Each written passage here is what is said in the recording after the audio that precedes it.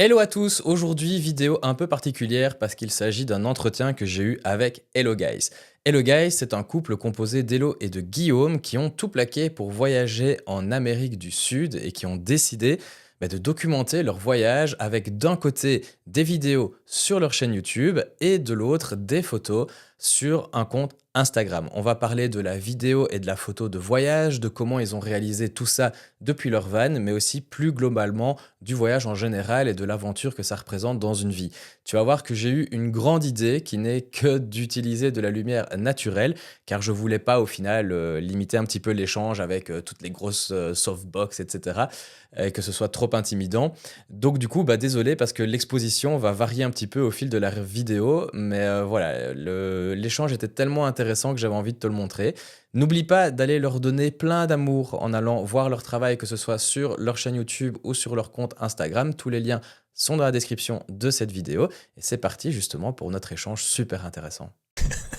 Bonjour. Bonjour. Vous allez bien? Oui, et toi? Je suis avec Hello Guys, Ouais. j'ai tellement de chance. Je suis avec Hello et Guillaume qui reviennent d'Amérique du Sud. Je crois que c'est la première fois qu'on est attendu.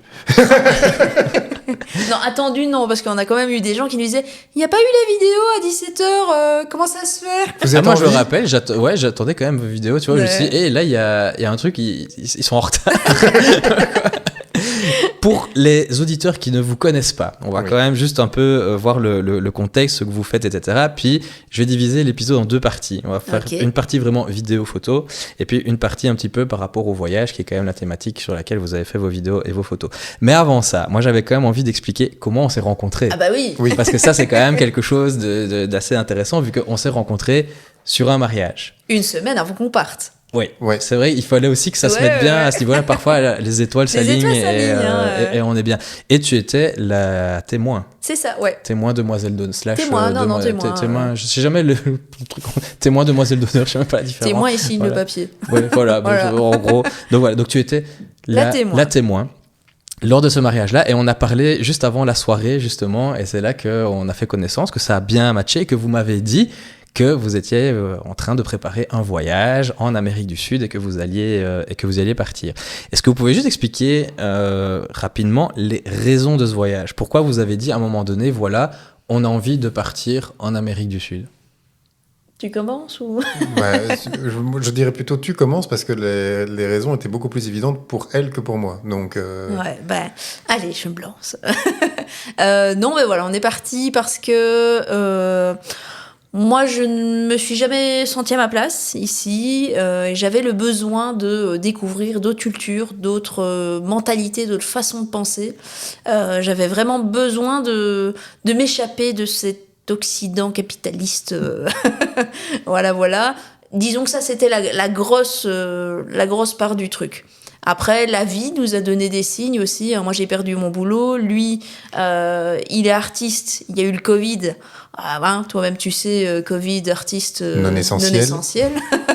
Et en fait, ça s'est enchevêtré en mode la vie nous a dit un peu, les gars, c'est maintenant, quoi. Et du coup, on s'est dit, bon, c'est maintenant. oui, On avait le projet de le faire, genre dans 10 ans. En fait, non, c'est maintenant. c'est ça. C'est vraiment le coup du... allez, normalement, de base, on s'était dit entre nos 35 et nos 40 ans. Puis elle fait, oui, c'est peut-être un peu tard. Je dis, bon, vers nos 35 ans. Tu vois, la Plutôt meuf qui en peut déjà plus. Oui, c'est un peu trop tard quand même, Voilà, c'est 35, ça. Puis 40 ans. finalement, c'était plutôt vers 35 ans. Ok. Et puis finalement, peut-être... Et puis... Avec les événements qui se sont vraiment succédés, on s'est regardé.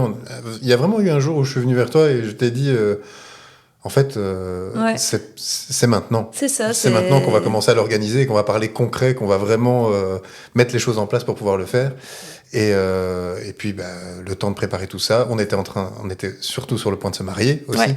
Donc, on s'était dit, on se marie. Et un an après, de manière un peu arbitraire, on s'est dit, on se donne un an pour préparer correctement la chose. Oui, parce qu'on a construit tout notre van nous-mêmes aussi. Donc C'est ça. on a le temps d'acheter le van, de le construire, machin, blabla. C'est ça. Ça a pris du temps. Le temps de faire ça, ça a mis à peu près un an et on est parti dans ce délai-là. Et donc, on est parti en août 2023. C'est ça, ouais. Et fin août 2023. Et nous, on s'est rencontrés en août 2023, en milieu août 2023. Genre, donc vraiment juste 6 avant. 6 jours avant, quoi. 6 jours avant. Et le pire... Le destin. Non, mais C'est ça. le destin que, étant aussi photographe de mariage, ça m'embête quand les gens, tu sais, d'autres photographes viennent te voir et te dire « Ah, mais moi, je ferais ça, je ferais ça. » Donc, je m'étais dit « Ok, je ne vais pas parler aux photographes parce que moi, ça m'énerve quand on fait ça avec moi. » Et t'étais tellement sympa que je me suis dit « Bon, allez, quand même, on va lui parler. » C'est vrai qu'en plus, on s'est parlé relativement tard Oui, dans la parce que journée. justement, On je me disais, je on ne s'est veux parlé pas. juste avant la soirée. Ouais, Je me c'est rappelle, il y ça. avait un petit battement, là, il y avait un petit creux. Et c'est là que tu m'avais dit justement que Guillaume faisait de la vidéo. Ouais, c'est et donc, ça, on avait un c'est petit ça. peu déjà échangé, je pense. On avait parlé de drones, je Oui, me oui, rappelle, oui, par on a rapport échangé aux un peu. drones qu'on utilisait, Mais etc. ça arrivait tard dans la soirée parce que je me disais « Je ne veux pas parler au photographe, je le laisse faire son boulot et je ne l'embête pas. » Mais en tout cas, tu m'as pas embêté du Non, tout. Je bah trouve voilà, que tant mieux, franchement, tant mieux. j'ai déjà eu des gens bien plus chiants qui étaient pas photographes et qui Ouais, venaient quand même ouais. faire des remarques. On les et tout connaît, ça. on les Ouais. connaît. Et donc, le principe de votre voyage, vous êtes parti, vous avez construit votre propre van pour C'est ça, justement ouais, partir. C'était un truc que vous vouliez, ça, ne pas faire les chemins avec des hôtels ou du camping Ouais, ou quoi, d'avoir votre C'était maison vraiment ce roulante. qu'on voulait, dans le sens où quand tu fais ça, t'as vraiment, en fait, mine de rien, t'as quand même ton chez-toi. C'est pas le même chez-toi, hein, c'est pas le... Mais, je dirais, Guillaume, il a besoin d'un peu plus De zone de confort. de zone de confort. Donc, on avait émis le backpack, mais lui, il se sentait pas prêt à ça. Maintenant, oui. Ça, Oui, mais voilà. ça, on y reviendra peut-être dans la deuxième partie où on Ouais, parlera parce que plus en t'es- détail voilà, du ouais, voyage. on parlera plus, mais par rapport aux préparatifs en tant que tel, moi, je lui avais dit, moi, je ne m'imagine pas ne pas savoir où je vais dormir le soir. Donc, Alors concrètement, on ne savait pas où on allait dormir, mais on dormait dans le même lit tous les soirs. voilà. Donc ça, c'est ce qui fait qu'on est parti sur le fait d'aménager, enfin, d'abord de prendre un van, prendre l'option van. Après, pour ce qui est de l'aménager, ben là, j'ai envie de dire, Hello a un cerveau magnifique et hyper organisé qui fait que elle avait déjà tout planifié, fait les plans sur SketchUp, enfin voilà, qui fait que il y avait quelque chose de très établi et qui moi m'a rassuré. Et ben après on est parti là-dessus. Il a juste fallu trouver finalement une camionnette et puis quand elle était vide, alors que pourtant, je veux dire, je n'avais jamais presque tenu un marteau en main, voilà, mais toi un petit peu plus, peut-être un tout petit peu plus J'étais un peu plus bricoleuse que moi. bricoleuse. Mais malgré tout, on n'avait pas non plus jamais entrepris de gros travaux, de gros trucs comme ça. Et avec l'aide de mon papa, ben on est à tous les trois, on a aménagé ce van en 2 mois à peu près, à raison de 3 jours par semaine. Donc ça a été relativement rapide quand même pour le faire. Et on était quand même très contents du résultat au final. Ouais. C'est le van, si je me rappelle bien, le nom c'est Edgar. C'est ça. C'est ça. Voilà. Le fameux van bleu. Voilà. Exactement, parce qu'avec Edgar, on s'égare. C'était Voilà, pour ça, à la Pas base. mal, pas mal. Mais est-ce que tu avais chopé le jeu de mots de Hello Guys? Oui, ça oui. Ah ouais. Ça oui, Oui, ça, il y a- oui, ça quand même. Il y en a tout plein qui Oui, l'ont oui. pas eu, hein. Non, ça quand même. Voilà. Mais le Edgar, on s'égare. non, Bon, après, ça non. c'était vite On peut fait. dire, Hein, tu peux dire on se gare aussi. Oui, voilà, Ouais, mais on se gare. on s'égare. Et pourquoi spécifiquement l'Amérique du Sud? Alors, c'était pas le projet de base. Normalement, le projet de base, c'était d'aller jusqu'en Asie du Sud-Est par la route. Du coup, la route de la soie, tout ça. Sauf que, il y a eu la guerre en Ukraine, D'une part. d'une part. Puis, il y a eu les problèmes diplomatiques entre l'Iran et la Belgique, d'autre part. Et la troisième option, c'était l'Irak. Et ça, je et me sentais pas. Afghanistan. Voilà. Donc, ça, on se sentait pas, C'est vrai que quand on y honnêtement. réfléchit, il n'y a que des coins sympas. Ouais, voilà. Mais Non, en mais fait- en plus, moi, j'étais vraiment dégoûtée parce que l'Iran, je voulais faire ça. Enfin, c'était vraiment. J'en rêvais, quoi. Au niveau de la culture et du passé. Oui, du oui, pays, moi, c'est quand même- vraiment ça. Hein, c'est les gens, la culture. J'en rêvais de l'Iran, et puis je me suis dit, bon, c'est quand même un peu merdique pour les. En tout cas, si t'es belge là-bas, en ce moment, c'est pas la joie, hein, avec C'est tout ce qu'il y avait eu surtout avec. Je ne sais plus comment est-ce qu'il s'appelait. le journaliste. Le journaliste qui s'était de fait de enlever. Castel. Oui, De Castel, oui, voilà, ouais. c'est ça. Mais enfin bref, du coup, on s'est dit, bon, c'est un peu compromis. Bon, Amérique du Sud, alors. Hein, Voilà, on a changé de plan pour se rassurer, mais comme on était déjà en train d'aménager le van, il y avait aussi tout un truc logistique, c'est que pourquoi à la base on achetait un van et on l'aménageait, c'était parce que on allait partir vers, par la route directement. Or, pour aller en Amérique du Sud, il y a quand même un petit peu d'eau entre les deux. Donc, c'était pas prévu à la base de le mettre sur un bateau pour pouvoir partir, changer de continent, parce qu'on restait finalement connecté par la Terre à la base. Mais quand on a décidé de faire ce changement-là, on a évalué la possibilité de se dire, bon, ben, le plan change. Fondamentalement, le voyage, il sera toujours là. Et l'aventure sera toujours là. Donc voilà, c'était juste finalement 2 points différents sur la carte, mais ça changeait pas grand-chose, quoi, C'est pour ça. nous. Et c'est peut-être même, je vais dire pour Guillaume, un peu plus rassurant parce que techniquement en Amérique du Sud, c'est quasiment la même langue partout, à part au Brésil. Et après, bon, fatalement, t'as des changements de subtilité entre les pays, mais globalement, ça reste la même langue. Si on partait en Asie, finalement, c'était chaque pays a sa langue. Ils parlent pas forcément anglais, donc voilà, c'était... Et ici, toi, tu parles espagnol, hein? Ouais, du coup, on parle tous les deux espagnol depuis. Ah, mais voilà, on parlait si. pas avant. Vous parlez pas avant. Moi, je Non, pensais non. que toi, tu parlais espagnol avant. Pas du tout. Ok, C'est marrant, du tout le monde pense ça. Mais oui. Je pense que je gérais Mais tu te beaucoup. débrouilles. Ouais, tu te débrouilles, ouais.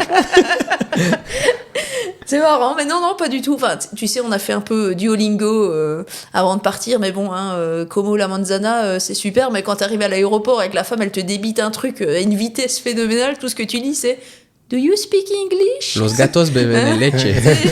On a Exact. tous fait l'espagnol sur Ouais, Duolingo.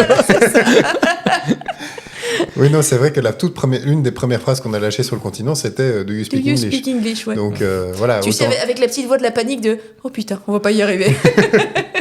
Mais oui, après, ça, c'est très vite venu au final, l'espagnol. Hein. Ouais, Et franchement. c'était assez réconfortant de se dire que voilà, on n'allait pas devoir changer de langue pendant le voyage, parce qu'on a passé une seule journée au Brésil, donc on n'a pas dû parler portugais, pour ainsi dire. Donc voilà, le fait de ne pas devoir changer de langue et de pouvoir s'améliorer au fur et à mesure du voyage sur cet aspect-là, et donc de pouvoir de plus en plus communiquer avec les gens, tout simplement, ça, c'était très rassurant. Ce qu'on n'aurait pas eu si on était parti en Asie du Sud-Est, parce que C'est là, clair. les langues auraient changé tout le temps. Donc, mais ça aurait été un autre type de voyage, ce sera pour une prochaine fois. Ouais. Maintenant qu'on a un petit peu le contexte au final du voyage, je propose qu'on passe à la partie 1, si c'était un peu la partie 0, l'intro, à savoir la vie de créateurs nomades au final, de créateurs digitaux nomades, à savoir que voilà, vous avez documenté tout votre voyage au final sur une chaîne YouTube et sur un compte Instagram. Pourquoi en fait documenter ce voyage via des vidéos sur YouTube et via des photos via Instagram? Alors, pour partager, vraiment, on avait vraiment envie de se dire... Enfin, tu sais, moi, c'est aussi un peu, fatalement, les youtubeurs de voyage, hein, je vais dire. Il y en a beaucoup qui m'ont inspiré, moi, et qui m'ont fait me dire à moi, ok, en fait, entre guillemets, ta vie ne te convient pas là où t'es, ben c'est pas grave. T'as les cartes en main. Enfin, ouais, voilà, c'est entre guillemets donné à tout le monde.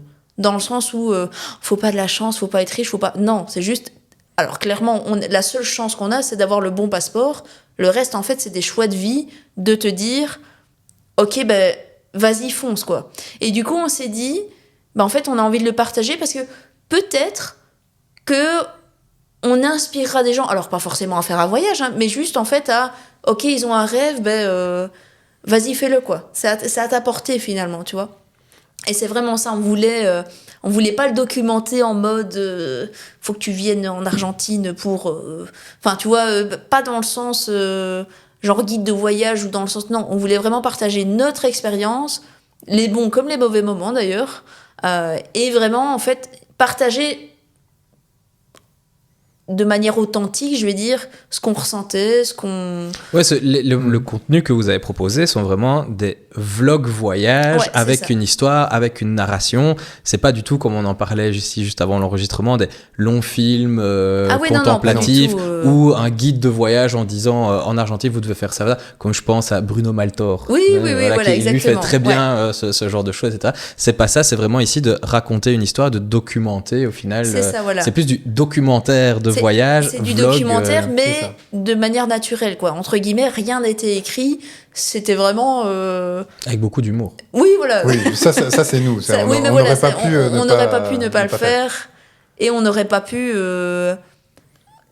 Tu sais, je pense au tout début, parce que fatalement Guillaume se cherchait un peu, il me disait « Ah, vas-y, fais ça comme ça, fais comme ça. » En fait, ça a très vite été, j'ai dit « Bon, écoute, tu me les pelles un peu, soit on le fait comme on le fait, soit on le fait pas. » Mais oui, ça c'est sûr qu'il y a eu... parce que là, toi, tu parlais plus aussi de l'aspect photo pour toi, parce que toi, c'était de base, elle est photographe de mariage, comme elle l'a dit, mais donc ça fait qu'elle avait déjà cet outil photo. Moi, de mon côté, l'outil vidéo, je ne l'avais pas. Ouais. C'est-à-dire que moi, de base, je suis comédien, donc j'ai plutôt l'habitude d'être devant la caméra que derrière la caméra. Et quand on a décidé de faire ce voyage, moi, je me voyais pas ne pas amener quelque chose d'artistique dans le voyage.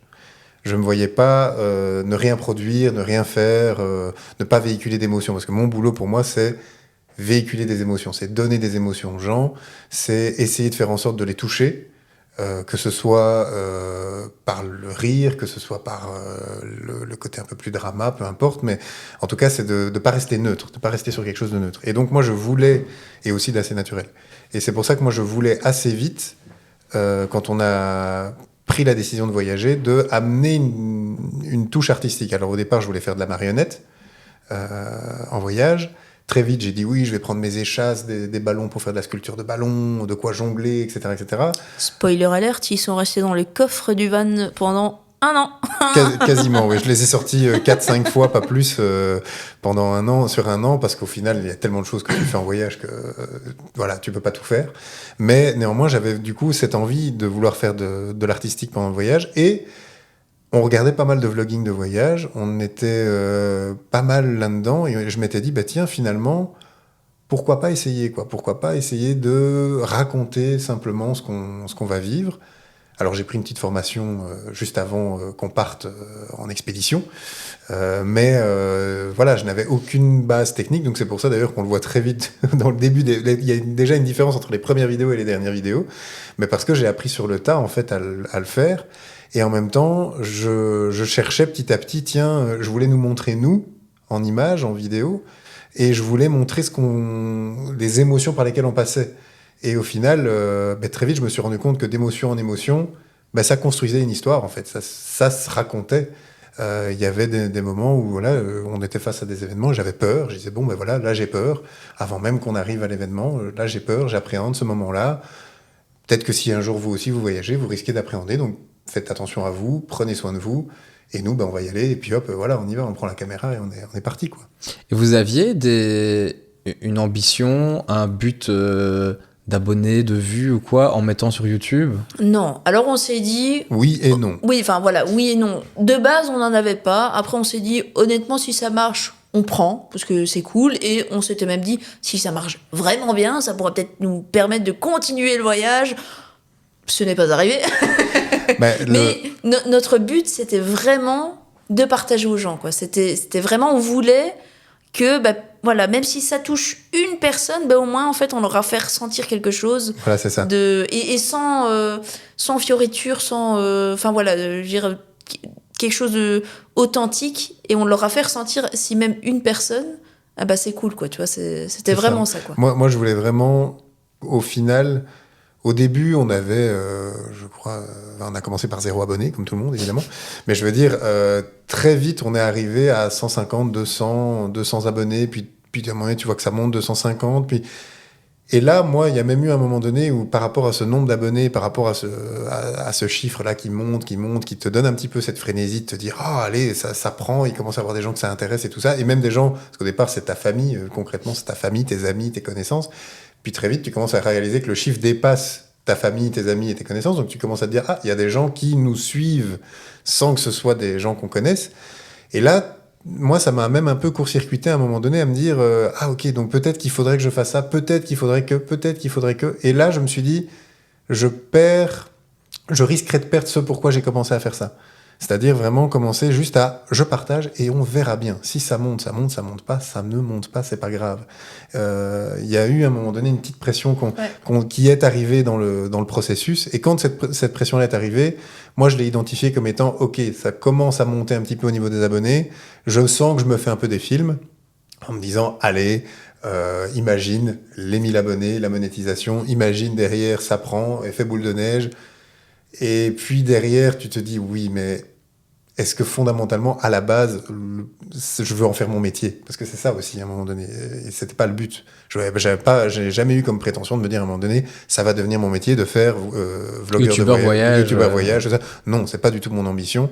Et ça aurait dénaturé mon contenu, parce que je crois que j'aurais voulu commencer à faire des vues plus qu'à faire du contenu. La différence est quand même assez... Ça aurait été moins authentique, en tout cas, voilà, je c'est pense. ça. Clairement.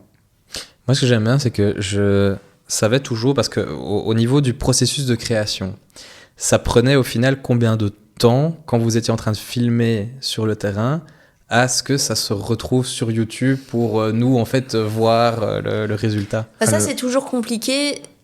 de dire ça dans le sens où, tu sais, des fois on filmait les événements d'une semaine, entre guillemets, et des fois on filmait les événements de 2 jours parce qu'on faisait tellement de choses en 2 jours. Enfin, donc à ce niveau-là, c'est plutôt compliqué. Par contre, à partir du moment où on avait les rushs, Ouais, entre le moment où les rushs étaient pris et le moment où c'était sur YouTube, on est resté pendant très longtemps à 3 semaines, 1 mois de décalage entre le moment du clic et le moment sur YouTube.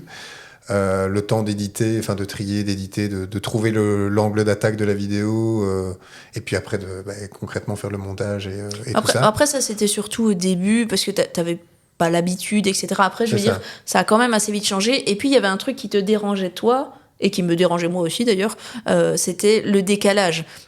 Dans le sens où, quand il devait se remettre dans un truc qui s'est passé finalement pour nous il y a 1 mois, et enfin, faut qu'on se le dise, je veux dire, en 1 mois de temps, pour nous, il se passait des choses... énormément de choses. Donc, entre guillemets, il était, je veux dire, plus dans le truc. Donc, il ressentait plus forcément la même chose. Donc, en fait, à ce moment-là, on a commencé à accélérer. Et alors, au final, on sortait une vidéo par semaine. Et au niveau production, on était à 2-3 grosses matinées par semaine.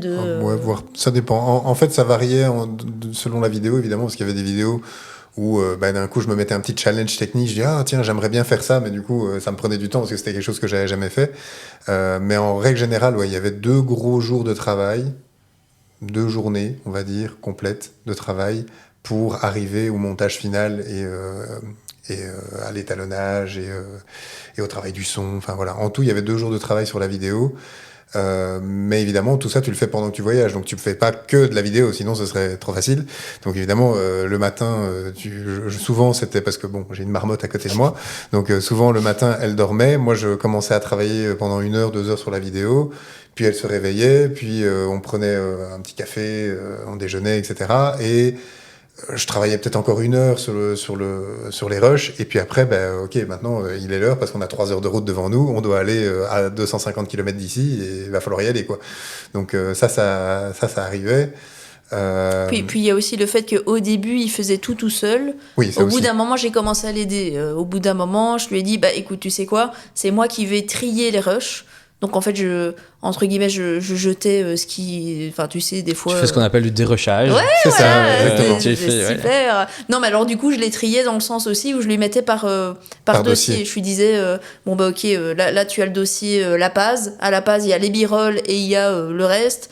Donc comme ça, en fait, lui, pour le montage, c'était beaucoup plus clair. Au moins, je pouvais directement m'attaquer à la partie montage. Parce que sinon, au tout début, c'est vrai que je m'attaquais au dérushage qui, quand t'es en voyage, surtout au début, t'as tout le temps envie de tout filmer. Tout est nouveau, tout est neuf, tout est hyper... Parce que vu que je suivais l'émotion, au début, les émotions dans un voyage, elles sont extrêmement fortes. Entre la peur au moment où tu arrives parce que tu sautes dans le vide, puis après, il y a les premières excitations parce qu'il y a les premières victoires, les premières petites réussites, on récupère le van, ce genre de choses. Toutes les émotions et chaque étape, t'as l'impression qu'elle est extrêmement importante et que tu veux pas la lâcher. Et en plus, moi, d'un point de vue méthode de travail, il y avait aussi le côté où c'est un peu bête, mais je voulais rien rater. Je voulais rater aucune image, je voulais rater aucun truc. Et du coup, je filmais tout. Donc, je me retrouvais avec des montagnes de rush qu'il fallait que je dérush par la suite. Et donc, je prenais beaucoup de temps par rapport à ça. Et par la suite, ça s'est un peu équilibré. Je filmais un peu moins, je filmais plus là où je sentais réellement quelque chose. Et quand il y avait une émotion. Et d'un autre côté, j'étais plus efficace aussi. Je savais que, ok, j'avais pas besoin de 3 vidéos où, je sais pas moi, on est en train d'arriver dans des ruines. Au début, il nous le faisait, la petite plante sur le bord du chemin, sous tous les angles. Oui, voilà, je prenais un de près, un plan moyen, un plan large, et puis je prenais tous les plans pour avoir de quoi m'amuser au montage. Mais après, je me rendais compte que j'avais trop de matière au montage et que ça ne m'aidait pas non plus d'un point de vue productivité, c'était pas top. Et après, vers la fin, j'ai eu le problème inverse aussi. C'est qu'à un moment donné, j'ai commencé à devenir plus efficace, mais aussi à un moment donné, à se dire, ouais, est-ce que ça, je le filme? Non, je le filme pas. Puis après, tu regrettes, tu dis, j'aurais quand même dû le filmer. Bon, c'est pas grave. En fait, c'est parce que tu sais la quantité de travail que ça va te redemander si tu filmes tout. Exactement. Et donc, du coup, tu deviens un peu plus économe et mettre parfois trop. Parfois trop. Mais au final, j'ai toujours eu de quoi... Je me suis toujours mis derrière la vidéo. Alors, il y a des fois, ça prenait du temps, c'est vrai. Je regardais les rushs, je re-regardais les rushs 1 mois plus tard, 3 semaines après l'événement. Et c'est vrai que ça pouvait prendre du temps de me dire, je vois pas comment je vais attaquer la vidéo, je vois pas quel angle je vais prendre. Parce que, globalement, je ne faisais pas un plan de vidéo. Je me disais pas, tiens, demain, on va voir. Enfin, ça arrivait de temps en temps, mais je me disais pas, tiens, demain, je vais voir le Machu Picchu. Je prends un exemple comme ça. Du coup, il me faut un plan d'introduction, un plan de ci, un plan de ça, un plan de ça. Je me faisais pas une to-do list comme ça. Tu n'avais pas ta vidéo en tête avant, en fait, d'aller filmer. Rarement. Ça non, arrivait. parce qu'en fait, on ne savait pas, en fait, ce qu'on allait voir, ce qu'on allait faire. Parce que, C'est ça. oui, alors, entre guillemets, il y a les sites touristiques du genre, l'exemple Machu Picchu, mais étant donné qu'on n'aimait pas forcément être que dans le sentier touristique, on aimait bien sortir du sentier touristique, on savait pas ce qui allait se passer, tu vois. C'est ça. Donc, et alors, il y avait le fait qu'on savait pas ce qui allait se passer. Donc, c'est-à-dire que, oui, effectivement, tu peux pas prévoir une rencontre. Tu peux pas prévoir un truc complètement par hasard. Il y avait de ça. Et il y avait aussi le fait que si je prévoyais trop à l'avance, ça devenait fabriqué. Et donc, je ne suis plus dans l'émotion. Je suis juste dans j'avais prévu de faire ça, donc je vais faire ça. Et même pour nous-mêmes, s'ils faisaient ça, on ratait des occasions. Aussi. Il y a plein de fois où, en fait, on a attrapé une maxime, c'est le plan, c'est de changer de plan, en fait, tu vois. Parce que quand tu es en train de faire ton truc, si tu te dis, ok, je dois faire ça, ça, ça, et qu'en fait, tu as une super rencontre qui arrive, et c'est soit en gros, c'est tu te dis, ok, je profite de la rencontre, mais du coup, je ne peux pas faire ce que je fais, ou soit tu fais ce que tu veux, mais du coup, bah, la rencontre, tu passes à côté. Et nous, on s'est bien rendu compte que le voyage, alors les paysages magnifiques, tout ça, c'est génial, mais ce qui fait le voyage, pour nous en tout cas, c'est les rencontres. Du coup, en fait, si c'était trop enclavé dans un programme, ben en fait, on passait pour nous à côté du coup de ce qu'on recherchait dans le voyage, quoi. C'est ça. Et alors, hormis, parce que moi, ce que j'aimais quand même bien, malgré tout, c'était de temps en temps, j'avais un élément rythmique qui pouvait arriver dans une vidéo où j'avais une révélation. Je me disais, ah ok, ça, je sais que je veux faire ça au montage. Au moment où je le vis, je dis, ok, c'est ça que je veux faire au montage. Et très vite, tu te dis, alors il me faut ça, ça, ça, ça, ça. En termes de plan. Et dans ce cas-là, ça pouvait s'écrire un peu sur le moment en disant ok, je vais faire un montage, là ça va être un moment musical, donc là j'ai juste besoin de b-roll, donc j'ai pas besoin de prendre la parole. Ou à l'inverse, ah ben là je sais que j'ai envie de dire tel type de phrase d'accroche, et derrière je vais mettre je sais pas moi, un effet scrolling qui fait avec plein d'autres images dedans. Tu fais très bien l'effet. Ouais, merci. Et du coup, voilà, je sais que je veux ça. Donc, sur le moment même, je me dis, ça s'écrit à ce moment-là, je vais enregistrer ça, quoi. Mais sinon, ouais, c'était rare d'avoir un plan de Alors, A à Z, quoi. Des fois, ces plans-là, ça partait d'une connerie, du genre...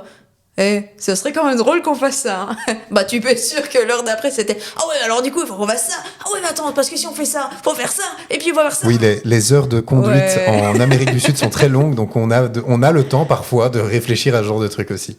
Donc, ça, c'est vrai. Et au niveau matériel, parce que ça intéresse beaucoup de gens qui sont dans la photo et dans la vidéo, ça, le matos, vous avez filmé avec quoi ? Alors, au niveau matos... Pour filmer, au tout début, c'était notre téléphone. Ouais. Je dirais même que c'était mon téléphone, parce qu'il avait meilleure qualité que le sien, avec du coup les petits micros Rode, les Mic-Me qui se branchent sur le téléphone. Et ça parce qu'en fait, au tout début, on voulait pas se freiner avec de l'achat de matériel dont on n'avait pas forcément le budget pour. On voulait pas se freiner avec pour moi, de la technique complexe que je ne maîtrisais pas, puisque comme je le rappelle, je faisais pas de vidéo avant ce voyage. Donc, vu qu'il fallait être sur le moment à se dire, il nous faut des images. Vu qu'il nous faut des images, il faut aller au chemin le plus simple, et on a des téléphones. Ok, on part avec nos téléphones.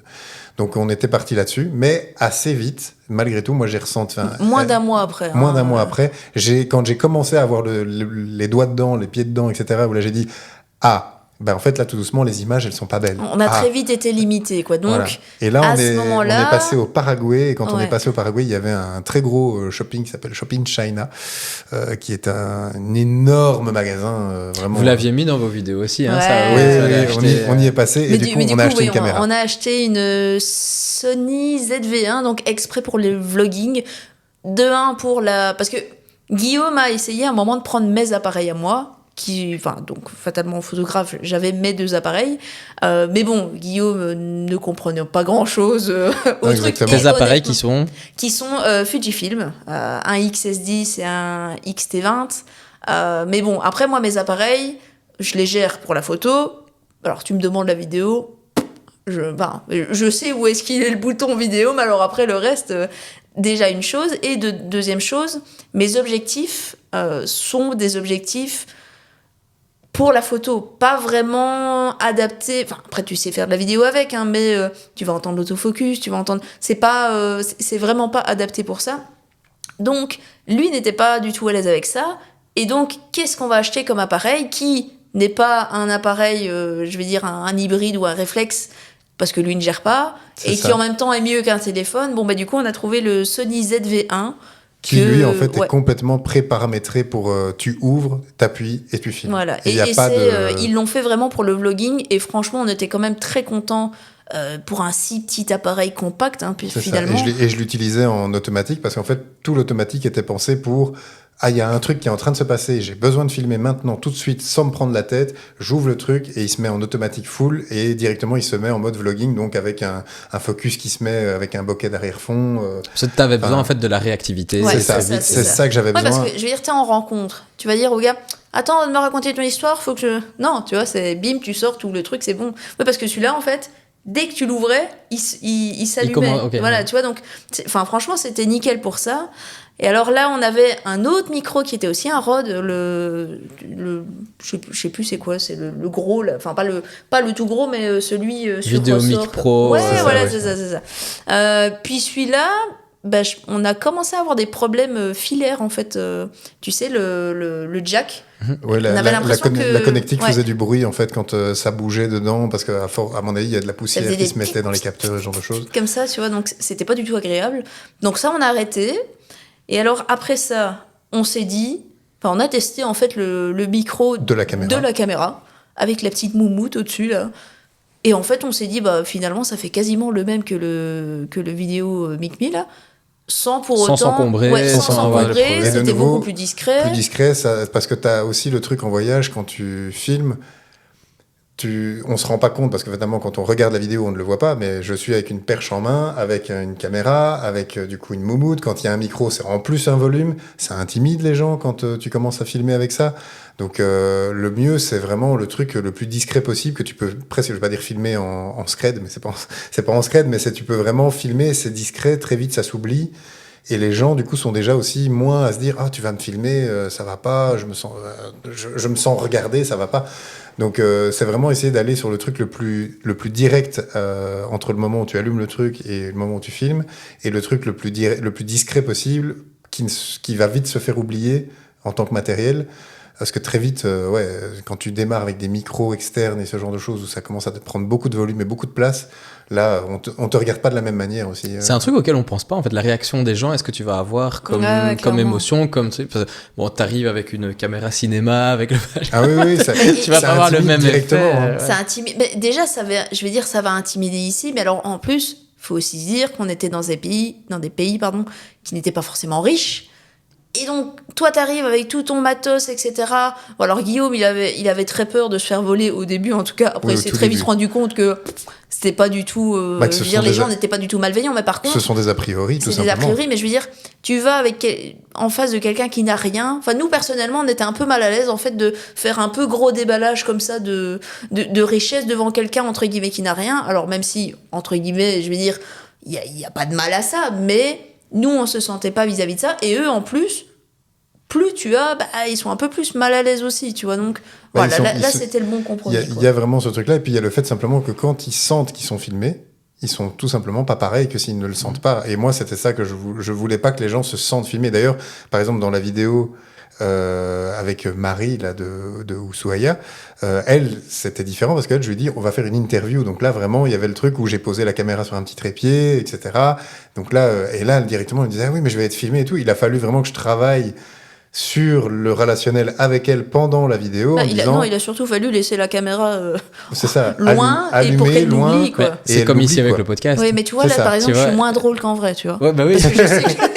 Mais c'est pour ça aussi que avant on a un petit peu discuté, on parle, on est bien, tu vois. Ou si vous étiez arrivé, on est bon, on va faire le podcast, boum, voilà le micro, voilà. T'aurais été un peu plus tétanisé. Ouais, c'est ça. Et pour juste terminer sur le point matériel, on avait aussi un drone. Le DJI Mini 2 tout simplement parce qu'il était c'est celui qui est encore en dessous de la limite des 250 grammes qui fait qu'on doit pas passer de permis pour etc. Donc C'est ce qui nous permettait de nouveau dans une logique de j'achète, je peux assez vite maîtriser l'appareil et je peux assez vite commencer à filmer avec. Et en même temps, pour la qualité de vidéo que je sortais, il était suffisant en termes de qualité d'image. Oh, franchement, Donc, on n'avait pas à se plaindre, il était top. Donc voilà, et ce sinon en termes niveau-là, de matériel, je pense qu'on a à peu près... Alors, il y avait des... Guillaume m'a fait acheter des micro-cravates qui qu'il n'a n'ont- jamais utilisées, Voilà, sauf pour la dernière vidéo. pour la dernière vidéo et pour certaines voix off au bout d'un moment, Oui, parce qu'ils avaient un bon son. que je le dise. J'ai dit pendant 6 mois à Guillaume, dis les voix off, au lieu de les faire sous la couette, t'essayerais pas tes micro-cravates? Oui, mais non, mais je suis sûre que... Voilà, les 2 dernières vidéos, je pense, il a dit, c'est quand même bien. Laissez ma mauvaise foi là où elle est. Et justement, donc tu parles comme ça de faire les voix off au fond de la couette, etc. Ça ressemble à quoi le workflow, on va dire, de faire de la vidéo dans un van en voyage sur le terrain? Alors, et de il y a- pas avoir une belle station chez soi avec un grand écran, etc. Il y a toujours le moment où tu te débrouilles. Donc c'est toujours ce moment-là où, par exemple, après nous on était confort, c'est-à-dire Oui, qu'on était quand même malgré tout dans une petite maison roulante avec une table, avec des... Ça, et on était confort aussi dans le sens où on a pris le luxe de prendre chacun notre PC. aussi. Moi, je faisais ma retouche photo sur mon PC, lui il faisait sa vidéo sur son PC. Donc, Et on avait une installation électrique qui supportait les deux les PC. deux PC. Donc ça, ça, voilà. on a pris ce luxe-là.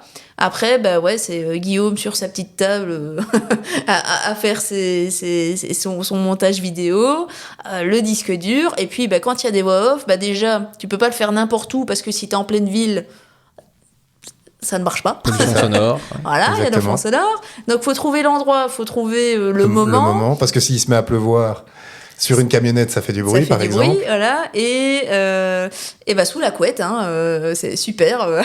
Mais ça, c'est un conseil d'un de mes amis vidéastes, Maître Gentibot, que je salue, qui, en fait, à un moment donné, on lui disait, écoute, nos sons de voix off, ils sont quand même vachement pourris. D'ailleurs, les premières voix off dans nos vidéos, on va pas se mentir, ils étaient un peu pourris. Ils étaient faits en fait avec le téléphone et le micro C'est ça. sur le téléphone. Et ça ne donnait pas ce qu'on voulait. On lui a dit comment on peut enregistrer une bonne voix off et tout. Et là, il nous a sorti l'astuce de la couverture en disant voilà, ça va atténuer, ça va assourdir un petit peu le son et tout. Ça va permettre d'avoir un truc un peu plus propre. On a testé. On a dit ok, bon, on a beaucoup transpiré parce qu'en Amérique du Sud, autant dire qu'il fait chaud. Donc quand t'es sous la couette, en plus dans une camionnette qui parfois est au soleil, Et que tu Voilà. dois fermer pour faire la voix off et fermer la ventilation parce que fatalement, le moindre bruit va s'entendre. va s'entendre. Donc quand il fait 35 degrés et que t'as tout fermé, t'es dans une boîte de conserve sous une couette. C'était un peu le marathon. Allez, vas-y, t'es prêt? Allez, vas-y, tu fais. Toutes les Ok, c'est conditions bon, sont vas-y, bonnes. ouvre. On y va. Ouais, non. Et du coup, ça a aussi fait que certains enregistrements, on se les dit, bon, il est pas parfait, mais honnêtement, ça fera le taf. Voilà. Et on s'arrête là-dessus parce que sinon, tu pouvais passer des heures à enregistrer une voix Et off. sinon, on meurt dans la camionnette. et tu Et le meurs. mieux est l'ennemi du bien. Exactement. Exactement. À ce moment-là, c'est clairement Moi, ça. j'aime pas le fait vaut mieux que parfait. Là. Ça m'énerve. ouais. Parce Mais, que j'aime bien le- quand c'est quand même bien et tout Le ça. mieux est l'ennemi du Ouais. bien. J'aime mieux et- cette tournure-là, tu vois. Mais ça, je le dis souvent à Guillaume parce que on est tous les deux un peu perfectionnistes. Moi sur les vidéos, toi sur les photos. Voilà, c'est ça. Mais il avait surtout, au bout d'un moment, en fait, il se mettait souvent beaucoup trop de pression. Et alors, je lui disais, mais c'est pas grave, en fait, tu vois. Je lui dis, tu postes. Et en fait, peut-être que celle-là plaira moins parce que peut-être déjà nous, on était peut-être dans un autre mood quand on a fait les trucs et tout. Et mais c'est pas grave, en fait, tu vois, ça plaira peut-être à d'autres personnes. Ou enfin voilà, tu vois, il y a vraiment un truc de faut accepter que des fois, tu fais un peu moins bien aussi parce que peut-être que le moment était moins bien. Et Et puis, c'est pas pour autant que c'est mauvais, c'est juste, toi, tu la préfères peut-être moins. c'est ça. Mais moi, en fait, c'est un truc d'ailleurs que j'ai remarqué. Sur toutes les vidéos, en tout, on en a sorti 45, si ma mémoire est bonne. Quelque chose Euh, comme ça. Attends, je crois que je l'avais noté. C'est bien possible. Je l'ai noté. 44 ou 45, je pense, de mémoire. 43, moi, je dirais. Et le chiffre est de... Continue, je cherche. D'accord, ça va. Mais donc, en gros, on était sur 44 ou 45 vidéos. Et sur les 45 vidéos qu'on a sorties, il y en a une seule, vraiment une seule vidéo, où, quand elle était finie, j'étais pas content. Je me disais, rythmiquement, il y a un truc qui va pas. Et d'ailleurs, Mais j'ai même reporté le moment où on devait la faut se poster. dire qu'il a passé le double de temps dessus. Et j'étais en fait, pas content. Ouais, et c'est moi, au bout d'un moment, qui lui ai dit, mais c'est pas grave, poste-la, la semaine prochaine, entre guillemets, ça sera une autre, donc tu seras dans un autre mood, C'est dans ça. un autre... En sachant que cette vidéo-là, en gros, j'ai identifié ce qui n'allait pas pour moi, c'était que rythmiquement, je faisais 3 fois la même chose dans la vidéo. C'était moment parlotte, moment musique avec B-roll, moment parlotte, moment musique. Et je trouvais que du coup, rythmiquement, il n'y avait pas assez de relief et de rebond dedans pour qu'elle soit intéressante. Et puis il y avait un deuxième truc qui fait qu'il n'aimait pas la vidéo, c'est que on n'aimait pas le lieu où on se trouvait. Exactement. Donc fatalement, l'émotion, entre guillemets, qu'on veut transmettre, bah, si nous, on n'a pas une bonne émotion... L'émotion que je transmets à la fin, elle n'est pas terrible. Ouais. Et c'est là où je me suis dit, ok, bon... En même temps, c'était le mood, donc je voulais pas ne pas poster cette vidéo, par exemple, en disant, ok, de toute façon, tu sais quoi, je la back. Non, elle était pas terrible. Mais en même temps, elle est comme elle est. Et si je ne la fais pas, si je ne la poste pas, alors pour moi, je loupe une étape dans mon processus d'apprentissage aussi. Parce que fatalement, je me dis, ok, bah, elle sera peut-être moins bien, elle sera peut-être moins bien reçue. C'est pas grave, ce sera un moment aussi d'enseignement pour moi. Et au final, je me suis même trompé. Parce qu'en fait, je l'ai posté et les retours étaient positifs et il n'y a pas eu de malaise. C'était vraiment moi qui n'étais pas dans un bon mood par rapport à cette vidéo. Mais du coup, oui, c'est quelque chose... Quand tu produis comme ça des vidéos en voyage, tu dois savoir accepter aussi que parfois les conditions, parce qu'on parlait de ça à la base, est-ce que ce studio qui n'est pas un studio justement, ben en fait il y a des fois où c'est pas que le studio, c'est tous les alentours. À ce moment-là, pendant le voyage, à cette semaine-là, c'était pas terrible. On n'était pas dans un endroit qui nous plaisait, on n'était pas dans un mood qui nous plaisait, et pourtant, ben, vu qu'on avait cette contrainte qu'on s'était mise de mettre une vidéo par semaine à la base, qui s'est un petit peu délité sur la fin, mais en tout cas qui au début était une vidéo par semaine, eh bien voilà, on s'est dit que ok, tant pis, bon gré mal gré, on va y aller et on va la mettre. Quoi, Et puis surtout, on s'était dit, on veut partager, donc on va pas partager que les bons moments. Donc ça, par exemple, bon, la vidéo dont il parle, c'était au Chili. Le Chili, on a... J'allais dire, c'était Chili ou Pérou? Ouais, c'était Chili. C'était au Chili. Le Chili, on a beaucoup moins apprécié. Mais d'un côté, en fait, on voulait pas se dire ouais, mais non, du coup, on la met pas parce que, enfin, tu sais, comme ça, les gens voient pas. Bah si, en fait, pour moi, c'était aussi important que les gens voient que, bah oui, peut-être que la vidéo est moins bien parce qu'en fait, on a moins aimé et du coup, on a moins cette vibe, ce feeling. Mais c'est important, je pense aussi, en tout cas dans notre identité, je veux dire, d'authenticité, de montrer ce côté-là aussi, quoi. Des vidéos, vous en avez fait 46. Wow. 46. Incroyable. J'ai regardé, c'est hier, quand j'ai écrit l'intro, etc. Et donc c'était... Vous en aviez 46 hier. Incroyable. Il n'y en a pas eu une depuis? Non. Non, Et justement, tu parlais d'un moment où vous avez, sur la fin, publié moins de vidéos. Oui. Est-ce qu'il y a une raison particulière par rapport à ça? Oui. Ou voilà. Il y en a plusieurs. Alors la première, c'est que comme j'ai envie de dire, à un moment donné, j'avais des difficultés à produire les vidéos. Surtout vers le Pérou, où en fait, déjà, il y a le manque du voyage, il y a le manque de tes proches, de ta famille, tout ça, tu es dans un mood qui est un peu plus difficile. Mais au-delà de ça, il y a le fait que je commençais à avoir ce truc qui s'essoufflait de raconter un peu ce qu'on vivait, pour moi, de mon point de vue. Pas forcément du point de vue extérieur, mais de mon point de vue, je commençais à me dire, tiens, je refais ce que j'ai déjà fait là, tiens, je refais ce que j'ai déjà fait là. Et je commençais un peu à me demander à chaque fois, tiens, ça, est-ce que je vais le filmer ou pas? J'ai déjà filmé un truc comme ça. Tiens, c'est pas la première fois qu'on va aller faire ça. Tiens, c'est pas la... Et donc, j'avais ce truc un peu de redondance où je cherchais de la nouveauté. Et... Je mets en contexte que quand tu es à plus de 6 mois de voyage, il y a un moment, en fait, où... Alors, pas forcément pour moi, mais en tout cas pour lui, il y a certaines choses qui, même, entre guillemets, sans filmer, mais dans le voyage en lui-même, devenaient redondants. Dans le sens où...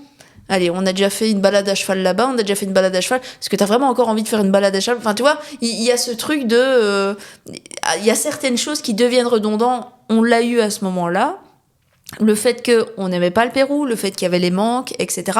Mais du coup, fatalement, si déjà lui n'a plus cette excitation... Enfin, en tout cas, il l'a, mais beaucoup moins qu'avant, de se dire « Ouais, c'est génial, on va faire un truc trop extra. » Ça devient difficile de la transmettre. Voilà, exactement. Et donc... Il y avait ce côté-là, d'une part. D'autre part, il y avait aussi le fait que, comme je l'ai dit, au début, je filmais tout le temps. Et donc, je ne vivais pas le voyage. Puis à un moment donné, j'ai continué à trouver mon équilibre par rapport à ça, à filmer moins de choses et à être plus efficace. Mais néanmoins, il y avait quand même, je n'abordais plus une activité dans le voyage où sans me dire, tiens, ça, comment je vais le montrer? Je prends l'exemple justement, ça arrivait vers le Pérou, où c'était un peu après qu'on ait visité le Machu Picchu et que notre amie Lara était venue nous rendre visite. Juste après son départ, on s'attaque à une nouvelle activité qui était la visite de la vallée sacrée au nord de Cusco. Et on va s'attaquer à ça. Et là, directement, je me dis, OK, demain, on va faire la vallée sacrée. Du coup, comment je vais le filmer? Comment je vais faire ça? Comment je vais faire ça? Et avant même de me dire, comment je vais apprécier cette vallée sacrée pour moi-même? Et donc là, je me suis dit, tiens, il serait peut-être temps de lever peut-être un peu le pied pour les vidéos. Alors ça a été très dur pour moi de me rendre compte, parce qu'une fois que tu es pris dans ce rythme de production, que tu te dis, il me faut une vidéo par semaine, il me faut, tu as très vite tendance à te dire des il me faut.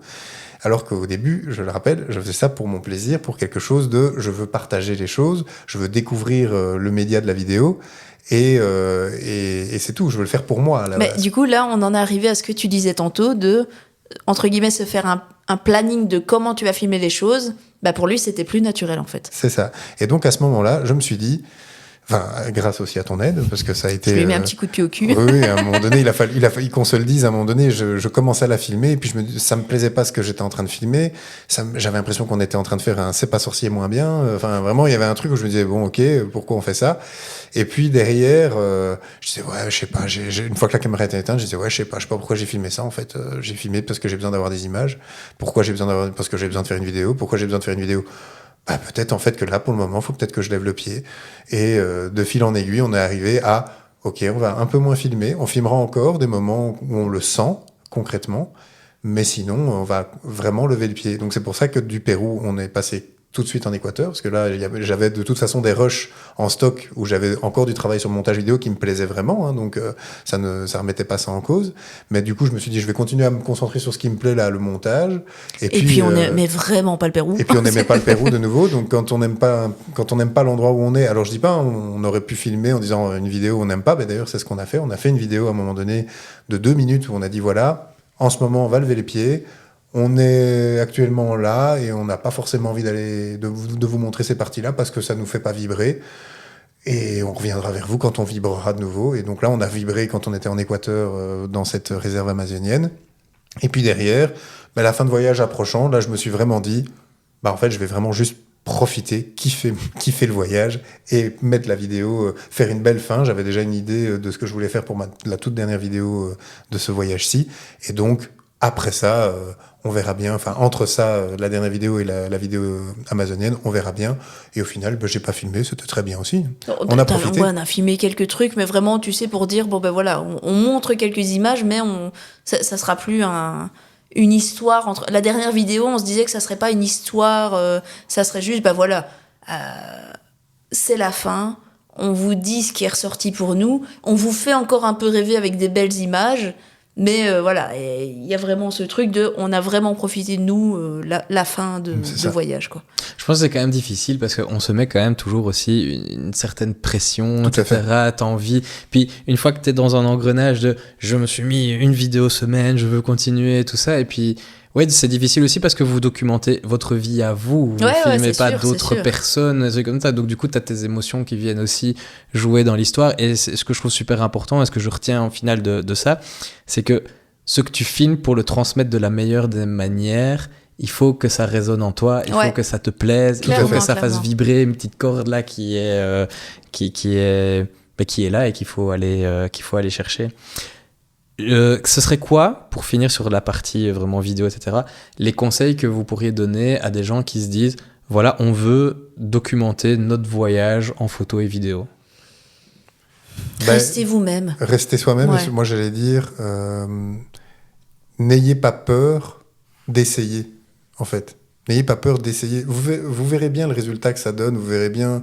Vous mettrez l'exigence que vous avez envie de mettre dedans, évidemment, et le travail que vous avez envie de mettre dedans. Mais écoutez-vous, si vous avez envie de le faire, si vous avez vraiment envie de vous lancer, en fait, il faut juste à un moment donné accepter de lâcher prise, enfin lâcher son stress, lâcher ses appréhensions et d'aller vers la réalisation du projet, concrètement, transformer le rêve de le faire en un plan.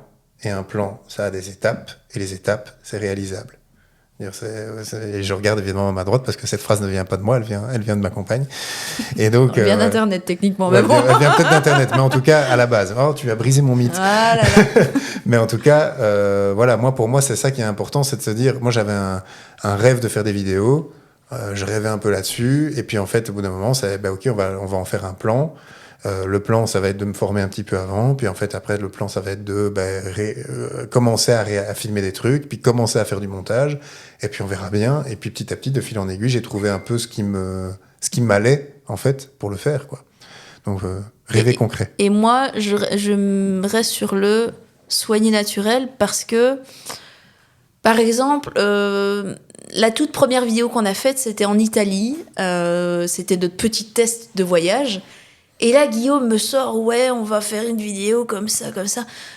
Et honnêtement, on a recommencé 4 fois sa prise parce qu'en fait, moi, ça m'allait pas du tout. C'était pas du tout. En fait, Guillaume, il voulait qu'on se mette, sur une table avec la caméra devant, genre en mode plan-plan. C'est pas du tout mon tempérament à moi. Et alors, donc, en fait, on se chamaillait un peu, parce qu'il me disait, oui, mais il faut que ça soit comme ça. Et je lui dis, oui, mais. Le un peu est un euphémisme. Et je lui ai dit, oui, mais entre guillemets. Moi, si tu veux que je fasse des vidéos, elles doivent être, entre guillemets, naturelles. Et mon naturel à moi, c'est pas d'être plan-plan derrière une table. Donc, si tu veux qu'on fasse ça, pour moi, ça n'ira pas. Je suis pas actrice, je ne saurais pas faire autre chose. Et ça devait te ressembler aussi. Ça devait me ressembler. Je veux dire, on est 2 imbéciles qui font tout le temps les cons. Eh ben... soyons 2 imbéciles qui faisons voilà, les cons. exactement. Et en fait, directement, on s'est un peu chamaillé. Un peu est un euphémisme. Et je lui ai dit, essayons comme ça, comme nous on est. Et en fait, quand il l'a fait, ça a été une révélation pour lui de dire, bah ouais, en fait, tu vois, je voulais faire un truc... En fait, moi, j'avais un truc pour cette toute première vidéo qu'on avait faite. Effectivement, moi, j'avais ce truc en tête de me dire, ah, ok, j'ai besoin de tel plan de caméra, tel plan. Et donc, j'avais répondu aux questions en me disant, bah, ok, on va faire un plan où on va faire une séquence où on est à table, ou sur des chaises, ou peu importe, mais avec un plan large, avec un plan serré, avec un machin, un nana. Et très vite, je suis pas un technicien, en fait. À l'heure actuelle, en tout cas, je ne suis pas un technicien de la vidéo. Et donc, c'était un frein pour moi. Mais je voulais répondre à ces questions-là, comme ça, en apportant ça comme réponse. Mais en oubliant l'essentiel, le pourquoi je voulais le faire. Ouais. Et lui, il voulait que ça soit beau, léché. Et moi, j'étais plus dans l'optique de me dire, si techniquement c'est pas parfait, on s'en fout. Parce que, si ça transmet en fait ce qu'on veut transmettre, c'est le principal, tu vois. L'important, c'est le message. Voilà, c'est ça. Alors après, qu'on se le dise, je veux dire, quand on a eu une meilleure caméra, c'était vachement mieux et tout, mais... Oui, et quand je m'améliorais sur un plan ou un autre, ou quand je parvenais à trouver rythmiquement les bonnes transitions, les bons trucs, ça donne toujours mieux, de toute façon. Mais l'essentiel, c'était de vouloir raconter, et c'était vraiment ça qu'on voulait, c'était raconter quelque chose. Après, le comment tu le racontes, soit tu le sais déjà d'avance, et tu as les compétences techniques pour le faire, alors là, tant mieux. Soit tu le sais pas encore, et à la rigueur, tu vas peut-être le trouver en le faisant aussi. Donc c'est pour ça que vraiment je dis rêvez concret, et j'allais dire sortez-vous les doigts du cul, mais c'est un petit peu vulgaire, mais je veux dire sortez-vous les doigts, comme on dit, pour justement vous donner les moyens, vous donner les possibilités, et ça c'est le plus important. Et ce qui est bien aussi, c'est, tu vois, je trouve que, allez, tu l'as dit toi-même, tu savais pas faire des vidéos avant de partir, tu t'es formé. Et surtout, je pense que la meilleure des formations que tu as eues, c'est d'en faire toutes les semaines, en fait. Ouais, c'est ça. Et c'est de devoir en sortir et que tu as vu, au final, la première vidéo, que ce soit n'importe qui, ressemble toujours à pas grand-chose par rapport à toutes celles qu'il y aura après. Il faut juste se lancer et y aller. Tu sais, si tu vas sur une... Si tu te donnes comme objectif de t'améliorer de 1% à chaque fois, en fait, c'est exponentiel. Parce que, tu vois, c'est à chaque fois 1% en plus, mais de ce qu'il y a avant. Donc, tu vois, c'est 1% de quelque chose de plus gros, puis encore 1% de quelque chose de plus gros. Et en fait, si tu fais ça, fatalement. Et pourtant, c'est des objectifs, je vais dire, réalisables. Tu vois, tu peux pas te dire que tu vas faire 100% d'un coup. C'est pas possible. Mais 1%, en fait, c'est exponentiel. Ça va... C'est ça. Et puis en même temps, si on reste paralysé par ses peurs et ses doutes, en fait, au bout d'un moment, on fait pas les choses. On ne serait pas parti en voyage si on avait douté tout le temps. Moi, je suis quelqu'un qui doute énormément, qui a peur d'énormément de choses, à la base. Mais après, derrière, je sais que si je laisse trop longtemps cette peur me guider, je vais pas faire les choses. Par contre, si à un moment donné, cette peur passe, ok, elle est là, elle est présente, elle me met en garde sur les risques, sur les dangers à prévoir ou les échecs éventuels, ok. Mais après, derrière, il faut pas qu'elle reste première. Si elle reste première tout le temps, alors on fait rien. Au bout d'un moment, il faut se dire, ok, je vais essayer et on verra bien et ça va s'améliorer. Et j'ai encore fait des tas d'erreurs sur les dernières vidéos, mais c'est pas grave. Parce que les vidéos, elles existent maintenant, elles sont là. Et elles racontent des choses, et pour moi, très humblement, pour moi, elles véhiculent des émotions, et c'est ce que je voulais à la base. Donc je suis très heureux par rapport à ça, quoi. Et je le dis souvent, c'est en faisant qu'on apprend. Exactement. Voilà, je vous propose qu'on parte sur la partie 2 maintenant. Allez. On parle vraiment un petit peu du voyage. Ce serait quoi votre meilleur et votre pire souvenir justement de ce voyage en Amérique du Sud? Ou du voyage en général, hein. Bon, après le pire, je sens que vous allez me dire le Chili. Honnêtement, le Pérou, en tout cas pour moi, était pire que le Chili. Parce que le Chili, j'avais moins d'attentes. Alors, j'ai pas aimé le Chili, mais voilà, j'avais moins d'attentes. Au Pérou, le Pérou, il est sur ma checklist depuis 15 ans. Il est dans mon top 3 de trucs à aller visiter. Je me suis ramassé une claque phénoménale. Donc, moi, je dirais, mon plus mauvais souvenir, c'est le Pérou. Alors, qu'on ne dise pas ce que je n'ai pas dit. Pas tout dans le Pérou. Le Pérou, au niveau nature, je pense que c'est le plus beau pays qu'on a visité. Au niveau nature, le Pérou, Pérou, c'est incroyable. Par contre, voilà, nous, il y a plein de choses qu'on n'a pas aimées dans le Pérou, et j'ai eu vraiment cette grosse chute de déception, en fait, d'attente et de réalité. Ça, pour moi, ça a été le plus dur. Et c'est quoi les choses que tu n'as pas aimées au Pérou? Les gens. Et on salue tous les Péruviens. Ouais. Merci aux Péruviens. Non, mais alors c'est pas que les gens sont méchants, c'est juste on est beaucoup plus au Pérou dans une relation client. Tu vois, dans les autres pays, c'était vraiment une relation d'humain à humain, et moi c'est ce que je recherchais. Je voulais partir de la Belgique, où je trouve personnellement que on est une société très individualiste, et je voulais en fait partir à la découverte de l'humain ailleurs. Et donc partir à la découverte du partage, de l'échange, etc. Et au Pérou, depuis quelques années, c'est devenu extrêmement touristique. Apparemment, avant, c'était moins comme ça. Mais maintenant, étant donné, Pérou, Machu Picchu, c'est le pays le plus touristique d'Amérique du Sud. Et en fait, ça se ressent. Ils sont tous là, en fait, à te demander... à vouloir te vendre quelque chose, à te demander la propina, à te demander... Et en fait, tu sens qu'il y a rien de... En tout cas, dans les relations avec les gens, il y en a eu, je ne dis pas... Et précisons, dans notre parcours, pour notre voyage... Voilà. Parce que, soyons très très clairs, on n'est pas en train de dire que tous les Péruviens sont comme ça, et on n'est pas... Voilà. Non, mais dans notre d'ailleurs même, parcours et nos rencontres, c'était comme ça. On a rencontré des Péruviens qui étaient extrêmement généreux et incroyables. Mais de manière générale, notre ressenti à nous, c'était plutôt... c'était relation de client et pas relation d'humain à humain. Ça moi, ça m'a fort dérangé. La nourriture, encore une fois, c'est mon avis à moi, mais moi je suis quelqu'un d'épicurienne qui aime bien manger. On dit que le Pérou, pays de la gastronomie, machin... Moi, je ne l'ai pas vu, je suis désolée. Alors, à part si tu vas dans les restos... Et de nouveau, dans notre expérience, pour notre parcours... Nous, on aime bien manger... Comme les locaux, en fait, on aime bien vraiment sortir des sentiers battus, pas être dans le truc touristique. Fatalement, on fait du touristique aussi, mais on aime bien en fait faire comme les locaux. Et là, la nourriture péruvienne, en tout cas pour les locaux, je les plains parce que c'est triste. Alors moi, honnêtement... c'est toujours à peu près le triptyque, deux féculents, riz et patates ensemble, avec une viande qui a été cuite souvent très longtemps, soit dans un bouillon, soit à la grillade. Non, pas dans un bouillon. En général, c'était une viande cuite, sèche, souvent, sans goût. Voilà. Et si tu as des légumes dans l'assiette, c'est que tu as de la chance. Voilà. Et souvent, les légumes, ça va être 2 tranches de concombre et une tranche de tomate.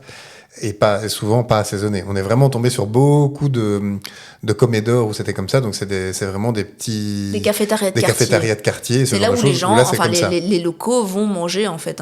Et il faut savoir qu'on venait de la Bolivie, où en Bolivie, on avait été dans plein de comédores, donc des espèces de petites cafétérias de quartier, ce genre de choses, où là par contre on a eu des plats en sauce, des plats mijotés, de la sopa de mani, plein de choses. La gastronomie était beaucoup plus riche et beaucoup plus pauvre au Pérou. Et moi, après un mois, j'ai un peu dépéri. On en était au point où Guillaume me disait allez viens on s'arrête de manger, je lui dis non vas-y, moi j'ai pas envie de manger. On en était à ce point-là, tu vois. Donc allez, on va dire que c'était les deux gros points, quoi. C'était le tourisme, beaucoup trop touristique à mon sens. Enfin, moi, c'est pas ce que j'aime, en tout cas. Qui dégradait du coup la relation client, enfin la relation voilà, avec les autres Péruviens. C'est ça.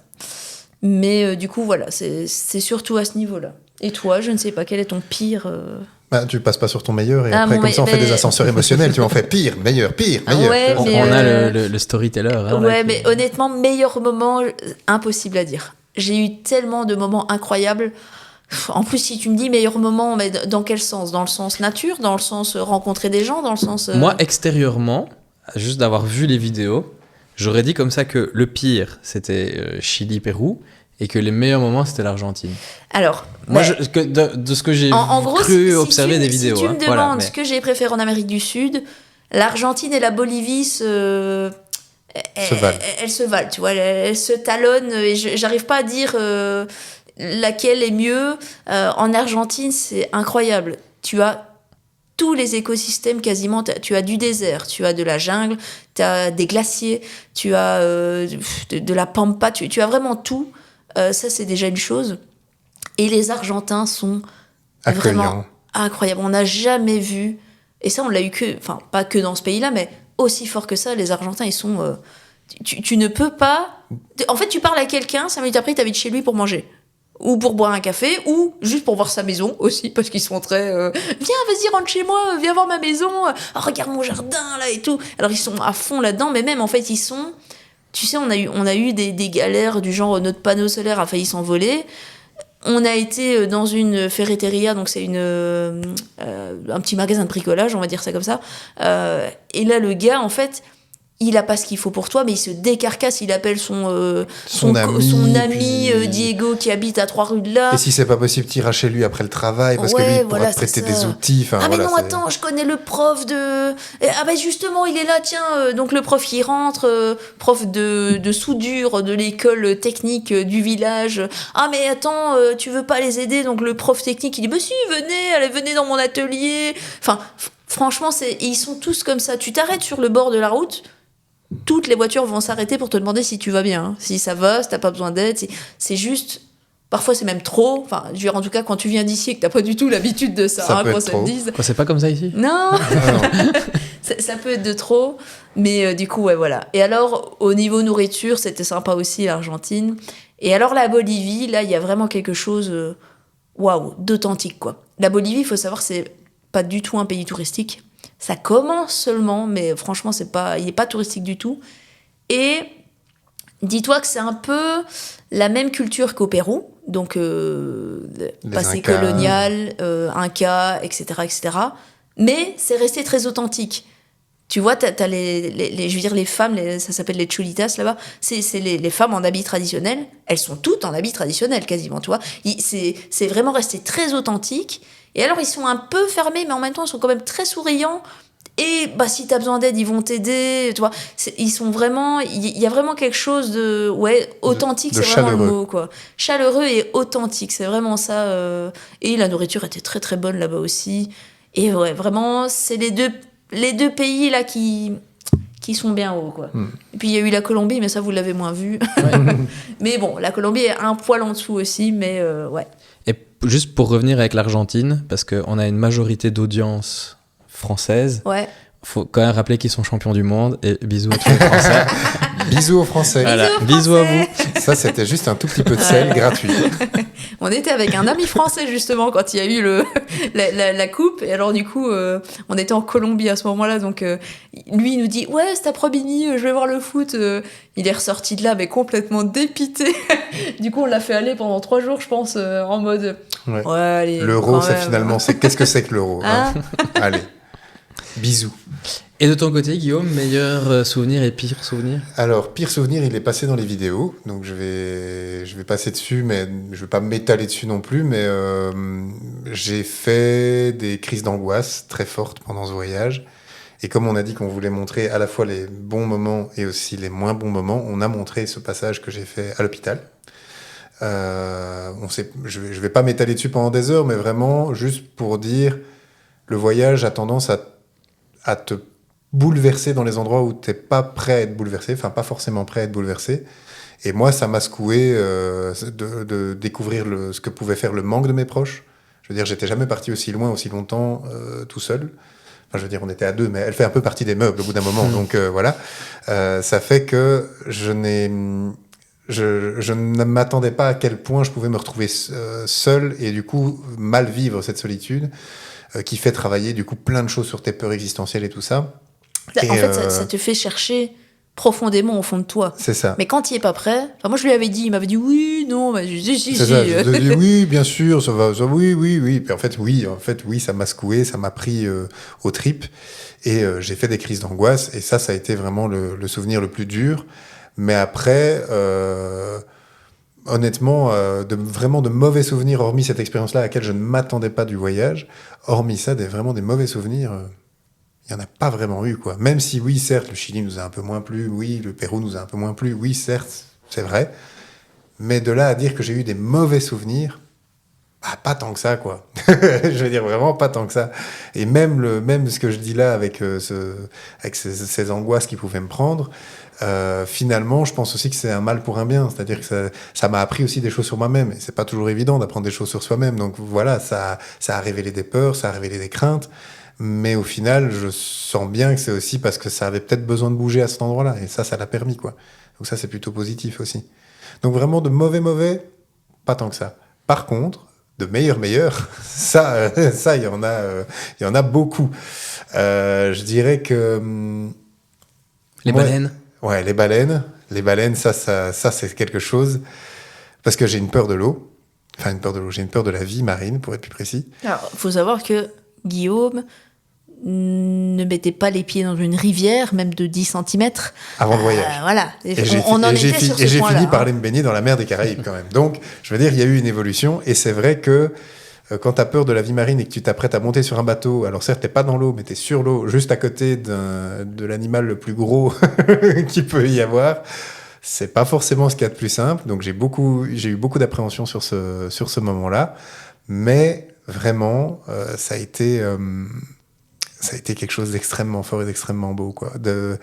De voir cet animal si paisible, si curieux, si jouette aussi, qui passait à côté du bateau, qui est vraiment passé à littéralement un mètre, un mètre et demi du bateau. C'était une sensation incroyable. Vraiment, ça m'a vraiment bouleversé. Je dirais qu'au niveau animaux, rencontre animale, ce serait ça.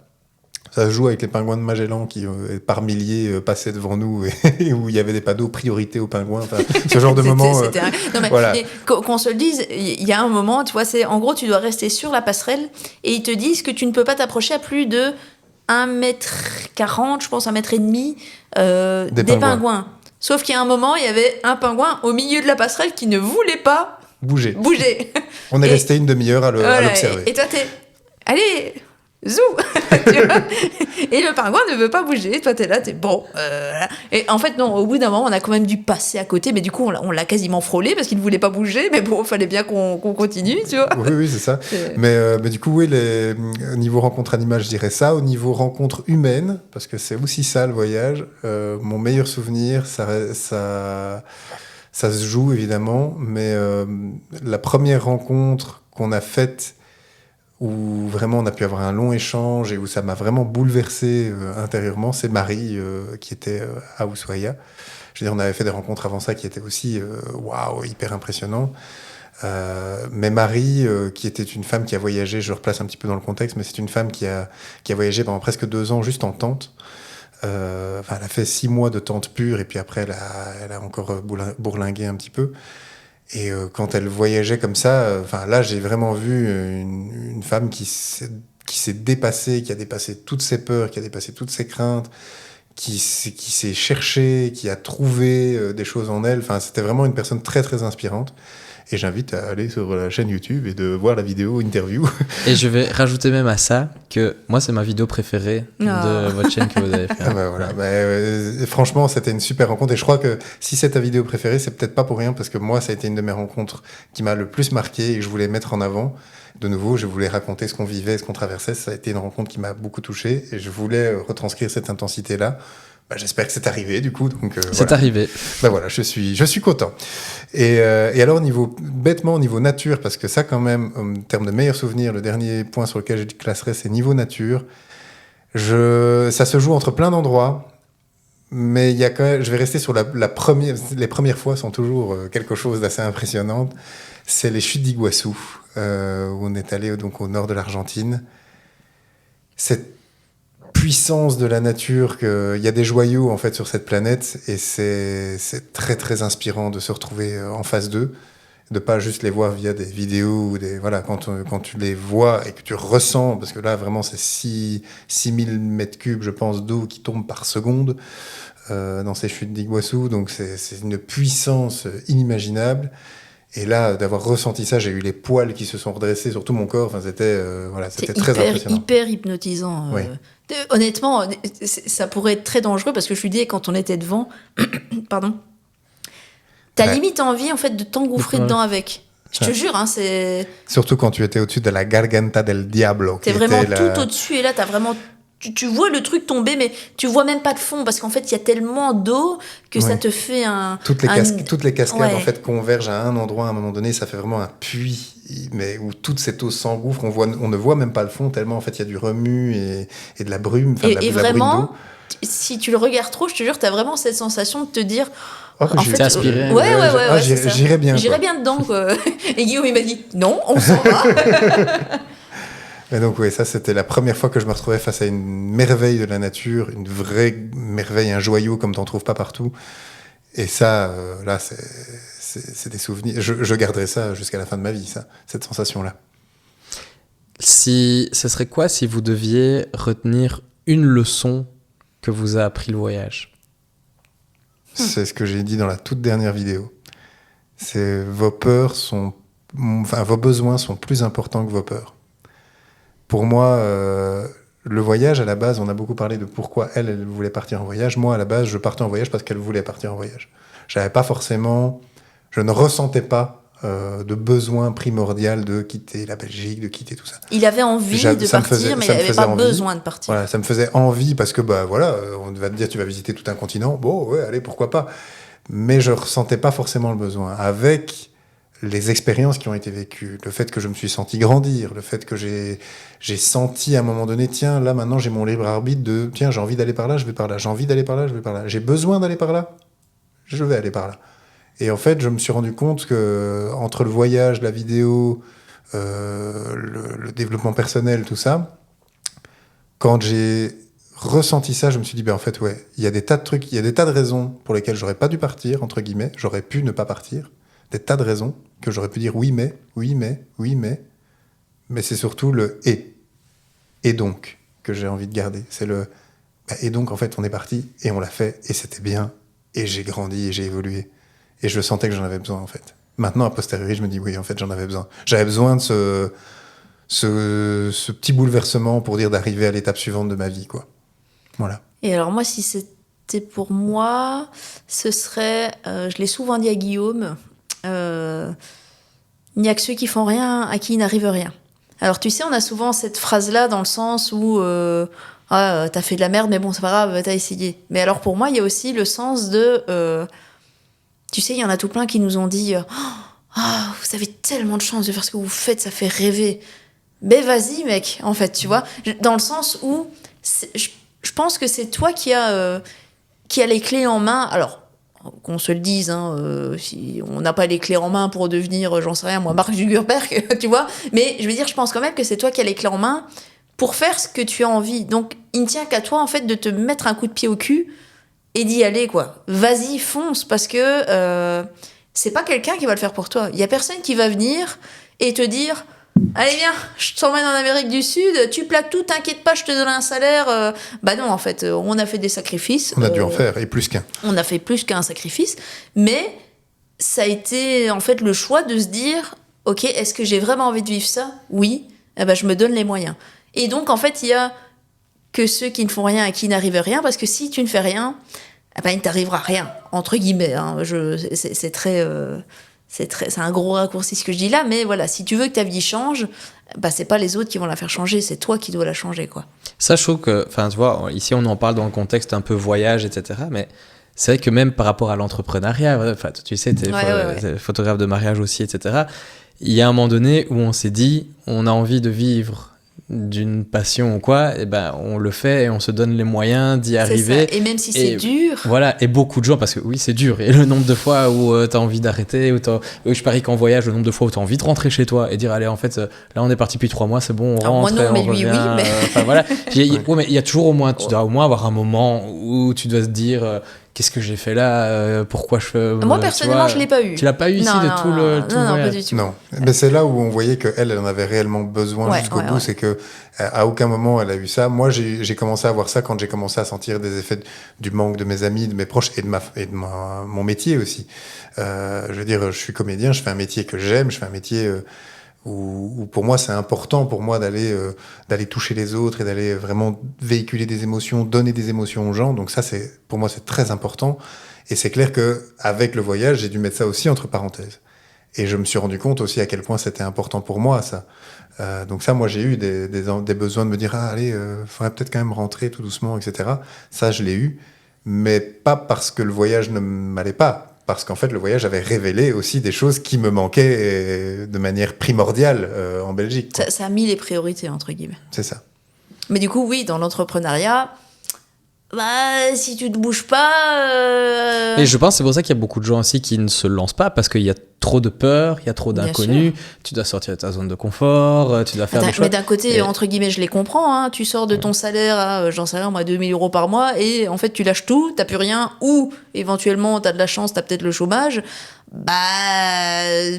Tu sors d'une sécurité, c'est ça, d'un voilà, truc c'est qui ça. est là. Exactement. Et je pense qu'on est aussi, on est des humains, on a bien nos habitudes. On trouve du confort dans la routine, en fait, quelque clairement. part. Hein. Alors, donc, voilà. c'est moi, très par difficile exemple, de l'abandonner. pour ça, je suis un peu, je vais dire, à part, dans le sens où, et c'est le voyage aussi qui me l'a fait comprendre, moi, j'ai besoin de sortir de ma zone de sécurité pour être heureuse.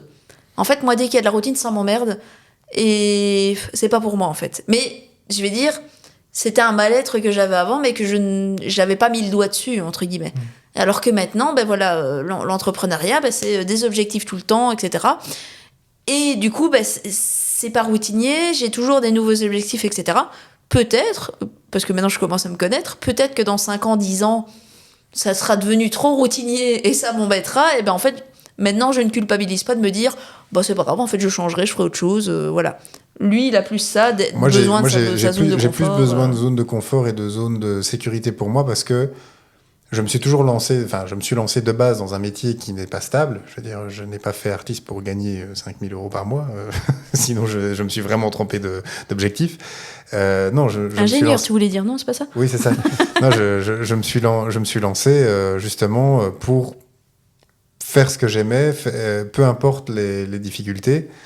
Et donc, oui, c'est clair que dans ce métier-là, c'est pas facile d'avoir une zone de confort. Du coup, c'est pour ça que quand il y en a une un petit peu, bah, de temps en temps, je m'y accroche un petit peu, parce que quand même, j'ai besoin de temps en temps de pouvoir me raccrocher à des choses concrètes, quoi. Là où elle, c'était un peu l'inverse à la base. Elle avait un métier, avant d'être photographe, elle était éducatrice spécialisée, donc elle avait un métier, entre guillemets, stable, elle était salariée, etc. Et je pense que elle, ça a été l'effet inverse. Ça a été d'abord, c'était quelque chose de stable, etc., dans lequel elle aimait ce qu'elle faisait, mais malgré tout, ça pouvait devenir plus vite routinier, plus vite dans une zone de confort. Et là, le fait d'avoir tout envoyé valser pour dire, ok, en fait, c'est quoi? On va voyager, on va partir, on va faire ça, elle se sent d'autant plus vivante. Ouais, c'est ça. Moi, c'est vraiment ça. C'est quand je sors de ma zone de confort, je me sens vivante. C'est vraiment ça. Et quand j'entre dans une routine, bah, en fait, je m'éteins. Voilà. Mais donc, c'est aussi ça qui fait, je pense, la force de notre union ici, c'est que dans ce projet, même pour ce projet de voyage-ci, on n'avait pas forcément ni les mêmes besoins, ni les mêmes attentes, etc. Mais on est parvenu à s'harmoniser entre, ok, si elle a besoin de partir, ben moi, ça me fait envie, on y va. Si moi j'ai besoin de rentrer, parce qu'à un moment donné ça a été ça, si moi à un moment donné j'ai besoin de rentrer, ben, elle a été à l'écoute et elle m'a dit ok, effectivement tu as besoin de rentrer, on va rentrer quoi qu'il arrive. Donc voilà, c'est aussi trouver l'équilibre là-dedans entre les besoins, les peurs, c'est ce que je disais tout à l'heure, c'est vraiment ce truc de s'il y a quelque chose qui vous fait peur, ok, certes, il faut savoir écouter de temps en temps un peu ces peurs, parce que ces peurs peuvent être de bons red flags, j'ai envie de dire. Mais par contre, à l'inverse, il ne faut pas se laisser paralyser par elles, et il faut savoir aussi écouter ses besoins. Et s'il y a des besoins qui vont dans un sens et des peurs qui vont dans l'autre, c'est les besoins qu'il va falloir écouter, parce que c'est les besoins qui vont nourrir, quoi, au final. Et justement, par rapport au retour, quand on est parti comme ça autant de temps, qu'on a vraiment coupé d'une culture à l'autre, le fait de revenir, etc., est-ce que c'est pas trop brutal? Est-ce qu'on n'a pas tout qui nous revient comme ça? Si. En fait, c'est comme si tu cherchais à remettre des pantoufles que tu avais laissées là il y a un an, mais qu'entre-temps, tes pieds ont changé de forme. Et donc, quand tu reviens dans tes pantoufles, tu te rends compte que, ah, tiens, ça me va plus. Tiens, ça ne me va plus. Tiens, ça, j'ai du mal avec ça. Tiens, ça, bizarrement, ça me fait du bien, en fait. Voilà. Et en fait, on se rend compte... On sent assez fort un décalage, en fait. C'est ça. Et puis, moi, par exemple, ça, j'ai un peu plus de mal avec. Au niveau de, par exemple... tu sais, là-bas, on a vu beaucoup de misère. Il faut une sorte d'humilité, en fait, enfin, moi, je trouve, pour voir autant de misère et en même temps ne pas forcément juger d'autres choses. Par exemple, il y avait des pays qui étaient très sales. Par exemple, le Pérou, c'est aussi une des raisons pour lesquelles on a moins aimé le Pérou, mais dans le sens où il faut une humilité de te dire, tu peux pas juger en te disant, parce que on l'a beaucoup entendu, hein. Ouais, chez nous, c'est pas comme ça. Alors oui, mais chez nous, il y a d'autres problèmes. Chez nous, il y a... Et tu vois, il faut une certaine humilité de te dire, ok, je pars juste à la découverte, sans pour autant juger. Et quand tu vois autant de misère, etc., et que tu reviens ici, et que t'entends... Parce qu'en plus, je pense qu'on est un peu champions de ça, hein, nous et les Français, de se plaindre tout le temps. En fait, c'est très dur. Hein, je veux dire, quand t'entends que... tu te rends compte, j'ai pas pu aller dans la piscine cet été, j'ai seulement pu y aller 4 fois. Et que genre, on te dit ça comme si c'était la fin du monde, mais que toi, il y a un mois, t'as vu une famille qui vivait dans 6 mètres carrés sur de la terre battue avec les murs en parpaing qui n'ont rien, que le gars, il doit se faire opérer depuis 2 ans, mais qu'il n'a pas l'argent pour. Et que eux, ils avaient le sourire. Oui, bien sûr. Ça remet un peu en perspective les choses. Et il y a cet aspect-là, mais du coup, ce décalage-là aussi et l'humilité dont on doit faire preuve, c'est qu'on a concrètement été sur un continent qui a vécu une colonisation massive de la part de notre continent. Je veux dire, l'Espagne et le Portugal ont colonisé le sud de l'Amérique. Ils ont pillé. Ils ont pillé le sud de l'Amérique, ça a été des génocides, etc., etc. Alors certes, c'était il y a quelques siècles maintenant, mais même si c'était il y a quelques siècles, ça n'en reste pas moins que leur histoire a été profondément marquée. On a vu des endroits où, je pense notamment à Potosí, par exemple, en Bolivie, qui est la ville qui produisait en fait tout l'argent du royaume espagnol. Il faut savoir que c'est de là que vient la première monnaie mondiale. Cette ville était tellement riche qu'avant le dollar, ça a été c'était le Potosí, je pense. Hein. Oui, ça a été le Potosí qui a été mondialisé en tant que monnaie. Mais ils avaient des potes aussi. C'est ça, ils avaient des potes aussi, tout à fait. Tu sais qu'on se l'est faite celle-là. Hein. Ouais, on se l'est faite plusieurs fois. On a plus ou moins le même humour. On la valide. C'est pour ça qu'on s'est bien entendu aussi. Voilà, blague validée. Mais tu vois, le fait de se dire que ces gens-là, ils sont pauvres à cause de nous. Alors, à cause de nous, pas à cause de toi, de moi. On se comprend, mais je veux dire, c'est quelque chose aussi qu'il faut avoir l'humilité de reconnaître. De se dire, oui, nous, chez nous, on fait mieux ça, chez nous, on fait mieux ça. Oui, mais chez nous, on fait mieux ça parce qu'on a été pillés les autres. Et maintenant, en fait, ces autres vivent dans la misère. Alors, pas de ta faute directement, mais entre guillemets, de ton passé culturel, ça fait partie de l'histoire que nous, on a eue, mais on a tendance un petit peu à oublier que si parfois il y a c'est un peu la misère ailleurs, c'est en partie parce qu'on a instauré, nous, depuis longtemps, ça. On a exploité et surexploité parfois certaines ressources dans des pays qui ne sont pas les nôtres.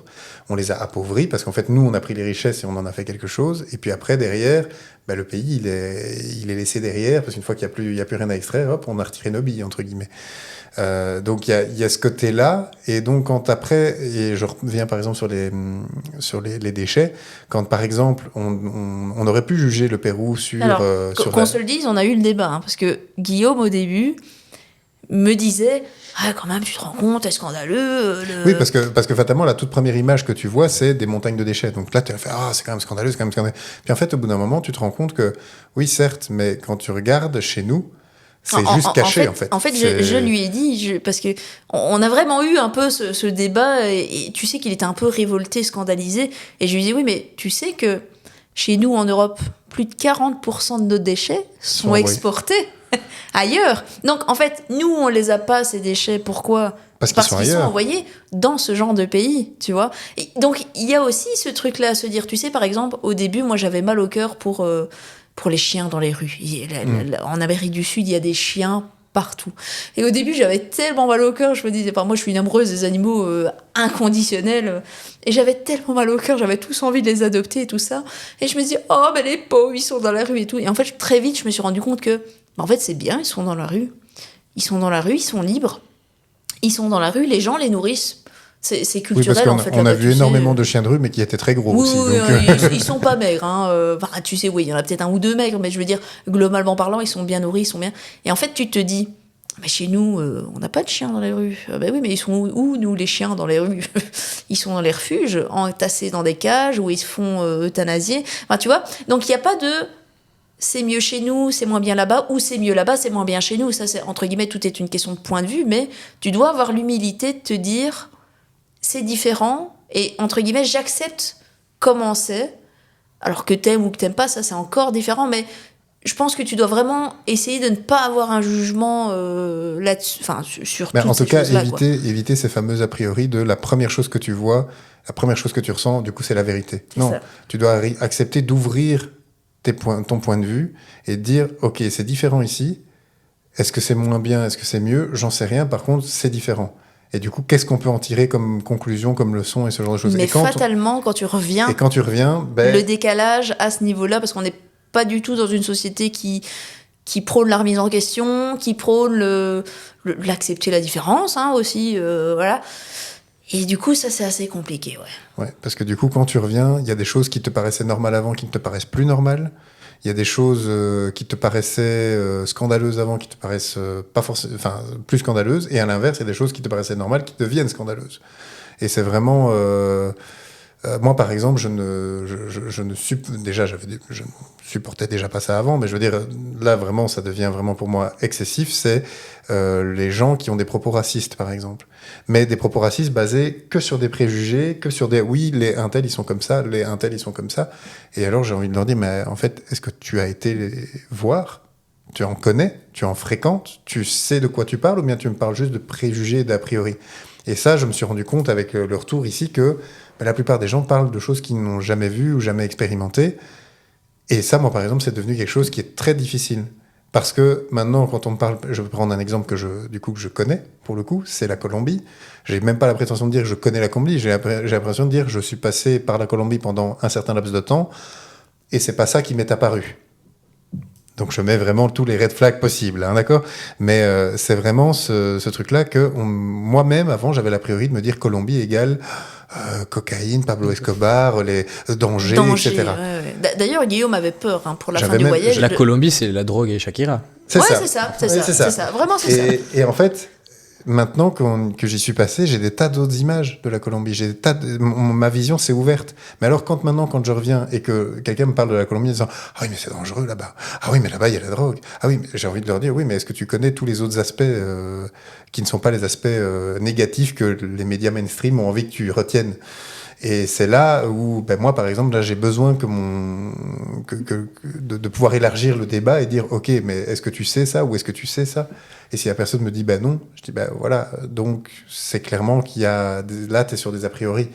En soi, c'est pas gravissime, c'est juste que du coup, ça devient plus irritant. Et remet peut-être en question. Chose qu'on ne fait pas, encore une fois, non, c'est pas très naturel en Bah, tout cas c'est ici. parce qu'on est dans une société où on consomme sans se poser de C'est ça, questions. exactement. Et voilà, c'est plus Exactement. facile comme ça, on a Ouais, nos ouais. petits conforts. Et... Ça, moi aussi. Hein. Bon, j'étais déjà assez minimaliste avant, je le suis encore plus maintenant. Mais du coup, maintenant, moi, il y a des choses qui me paraissent aberrantes. Au niveau de la consommation, de la surconsommation, c'est compliqué, ça aussi, tu vois.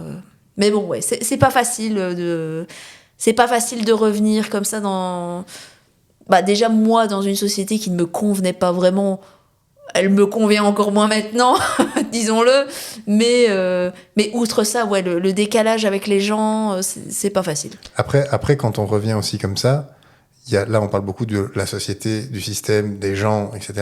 Il y a aussi un truc qui est fondamental, c'est que tu as changé Ouais. quand tu voyages. Tu as changé, tu n'es plus le même que quand tu es parti.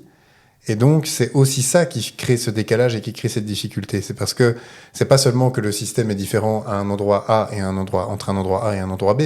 C'est juste que, en passant par l'endroit B, tu t'es un peu changé. Il y a des choses qui ont changé en toi. Et quand tu reviens dans l'endroit A, ben, il y a des trucs chez toi qui ont changé, qui font que c'est pas forcément simple à admettre aussi. Donc voilà, on se connaît mieux. Je veux dire, il y a des choses où on se connaît mieux, il y a des choses où on se découvre encore, parce qu'on se reconfronte à quelque chose d'autre. Donc c'est important en fait de garder cette humilité, de se dire, ok, bon ben je continue d'avancer dans la vie, d'avancer sur ce chemin-là, tout en continuant d'apprendre. Mais parfois l'apprentissage est pas simple, et le retour est aussi une forme d'apprentissage. Et du coup, c'est quoi la suite maintenant pour Hello Guys et Hello Guys on Tour c'est quoi les prochaines grandes échéances, les projets? Alors, les projets, c'est à moyen terme, d'ici 2-3 ans, d'avoir réussi à professionnellement mettre en place quelque chose qui ferait que on pourrait, par an, voyager 3 à 4 mois. Donc, pendant la période creuse, par exemple. Donc, plus sur une aussi longue période, parce que pour Guillaume c'était trop long, donc voilà, en fait on fait en sorte que du coup tous les ans on aimerait bien voyager 3 à 4 mois et continuer de découvrir en fait le monde et les autres cultures et les autres personnes, mais du coup pendant le reste de l'année voilà, réussir à faire en sorte que on puisse mettre assez d'argent vraiment de côté pour à chaque fois ces 3-4 mois là quoi. C'est ça. Ça, c'est à moyen terme, donc à mon avis, d'ici 3 ça, c'est 4 pour ans. le côté voyage, et pour le côté vidéo, en fait, vidéo et photo. Moi, actuellement, je suis en train parce que j'ai découvert que j'aimais bien manipuler des images pour en faire de l'émotion, mais il me manque le bagage technique. Donc là, moi, je commence une formation technique un petit peu sur la vidéo pour vraiment arriver à maîtriser un peu plus l'outil et en faire, du coup, une part active de mon métier. Ça, c'est aussi dans la logique, dans des 2-3 ans, de développer une activité. Donc, j'aimerais devenir, en fait, vidéaste de mariage. Étant donné que je suis photographe de mariage, voilà. Ça permettrait... Ça suit un peu c'est toujours bien, Ah toujours ouais, comme ouais, ça. ouais, C'est toujours bien, on pourra faire des En offres plus, vous êtes combo. ensemble aussi sur Oui, les journées voilà, aussi, donc, vous comprenez des trucs. C'est ça, ça. et puis, je veux dire, on se connaît tous les deux, donc on sait comment on travaille l'un l'autre. C'est ça. Voilà, Et au-delà de ça, il y a le fait que, de nouveau, comme je dis, manipuler des images pour en faire de l'émotion. Je pense que pour un mariage, t'es quand même dans l'émotion. Donc, vraiment filmer de l'émotion, arriver à retranscrire de l'émotion avec ça, c'est quelque chose qui, je pense, me plairait bien.